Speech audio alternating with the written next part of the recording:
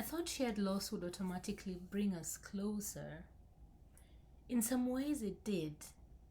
But first, I felt like it created distance. We processed differently. That's what I would say. Hi, welcome again to season 4. This is episode 7, I believe, and just continuing the story about loss and grief, the loss of my first pregnancy, and the grief that then preceded it. In this channel, I continue to share stories, particularly real life ones, so that we can relate to the transitions that we go through in life and manage them better, or just be able to name that this is a transition, because when you know this is something that you're going through, then you probably know and have some tools to manage the process. So excuse me, I remember very much wanting to talk, but I was very, very emotional. And also bearing the fact that we were newly married and I was in a different country, he was in a different country, I really would not blame him. He was deployed, he was a service member doing his duties. And I was in this in-between seasons where I was waiting to go to the US to join him at some point. And I lost a child at an advanced stage. At least to me, that's considered advanced. 18 weeks is, I consider advanced. So he handled it like a champion, let's just say. There was no moment that I felt like he was not there with me, including my family members. My brother was like a solid rock. My sister-in-law, the people that were around me made that journey feel lighter. I felt like I had people to lean on. I had a support system that was solid, and that is one thing I will never take for granted.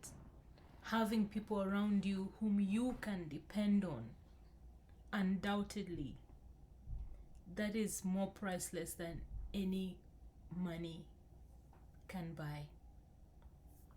So I continue to thank them for being there, and yeah, that's what family is there for, and I'm grateful. I remember wanting to talk, and I think him wanting to stay quiet, or at least that's what I read. I really felt everything loudly. I think it's because I saw children around me. I had the physical evidence of the expectation of the child there, the clothes that I had bought.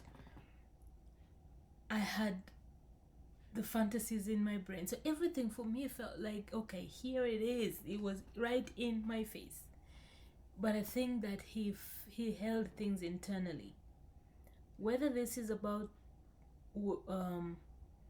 being in a war zone, or whether this is just about a personality trait that things are held internally, whether this is a shock to the system that he might not have known how to process at the time, whether this is a cultural thing where men are supposed to be strong and not show emotion, whatever this is, I know that we dealt with it the opposite ways. I was craving a lot more of the talking, because I think I process things differently, and I like to process things inwardly for 1 or 2 days, be reflective and figure out what this is, and then after that I just want to talk about it. I want it out, and I want it dealt with, and then done.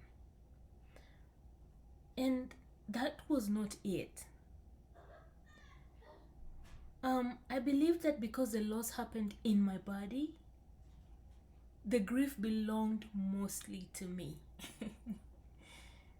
You know, I was the one going through the serious morning sicknesses, the not even wanting to engage anyone at that point. Everything smelled bad. If there was anyone with a perfume, even the smell of of toothpaste was like, there was nothing. I literally should have been put in a hole, because every single thing, detergent, anything that had any inkling of a smell, smelled bad. At that point, you could only give me water to drink, because that probably was the only thing that didn't smell like bad, that didn't make me want to throw up or spit the whole day. So that is how it felt, that because it was in my body, I'm the one who had all this physical manifestation, this thing was growing in my body. It felt like I own this grief. Anyway, and I think that is probably how intense I felt and wanted it to be dealt with. Like, I wanted it to be felt by the other person the way I felt it. And that could not be possible, because first of all, they were in a different location. Second, they didn't carry that child. They were not physically, affected, and many other things. So even having an expectation that they would have that same feeling really was not reasonable. However, what I've found out is that grief moves differently through different people. And neither way is wrong. There's no right or wrong way to grieve. Grief has its stages. I've come to learn, I've come to see it, because I saw it again, and I had seen it before when in one of my episodes at the beginning, I think my teenage years, if you go, that must be season 2, and I was talking about my first loss, when I lost my maternal grandfather, who was an anchor to me. So how I grieved him was so different from how I grieved my own child, miscarrying my own child. But they were both griefs, nonetheless, huge losses that I felt. And I remember, because the first one, I was in school, there was a lot of things going on that maybe I think might have taken my mind away from it, but still it manifested in my grades really being messed up that year. And with my miscarriage, I was in a in-between season. So I was waiting for a transition to happen, physically moving from one country into another, and I was not working. I was in a space that I think the grief felt heavier, because it was the only thing that occupied my mind. Oh, there's really no right or wrong way to grieve. Grief is very personal. And that season taught me compassion in a way that nothing like comfort ever could. It taught me that strength isn't always synchronized. There's no like, okay, then you're going to do this, and then this is going to happen, and then then you're going to be strong. No. You might find that what someone says in a moment that you didn't even acknowledge you were grieving suddenly lifts your spirit. A song that is sung somewhere that reminds you, or that brings out some strength in you, suddenly lifts up your spirit. Someone, a face that represents love, hope, something. I think that might have been what I felt too. The fact that I really wanted this person that we shared this bond with close to me, and they were not there. I think that might have had a little bit of an effect also. So find your strength in the way that you want, in the way that you feel it, the way you see it, and you don't have to define what that strength is. It's in the little or the big things. That's totally up to you. Now, for a while I didn't recognize myself. I want to be honest.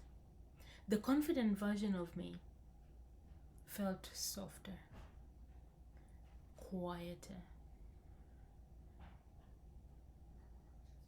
There was a transition in there. I was shattered. I was turned into a different person. This grief was an evolution for me. And that identity shift did not end there. If you've ever grieved differently than someone you love, I'd love to hear what helped you reconnect. I'll share mine at some point. And if you're walking through this season with me, please subscribe and continue the story. The next one is coming, where I'll be sharing who I was becoming through that loss. So I'll see you in the next one.